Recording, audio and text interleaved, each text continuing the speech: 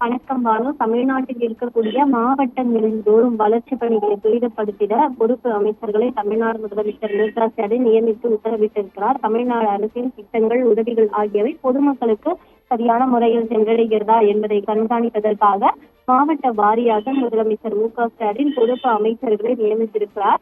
தற்பொழுது அமைச்சரவை கூட்டம் அழகுத்துறை தலைமைச் செயலகத்தில் முதலமைச்சர் மு.க.ஸ்டாலின் தலைமையில் நடைபெற்று நிறைவடைந்திருக்கிறது. பல்வேறு ஆலோசனைகள் மேற்கொள்ளப்பட்டிருக்கிறது. இந்த நிலையில் தமிழ்நாடு அரசின் திட்டங்கள் அனைத்தும் பொதுமக்களுக்கு சென்று சேருகிறதா, தமிழ்நாட்டில் மாவட்ட வளர்ச்சி பணிகளை துரிதப்படுத்தவும் மற்றும் இதர பணிகளை கண்காணித்திடவும் மாவட்டங்களுக்கு பொறுப்பு அமைச்சர்கள் நியமனம் செய்யப்பட்டிருக்கிறது.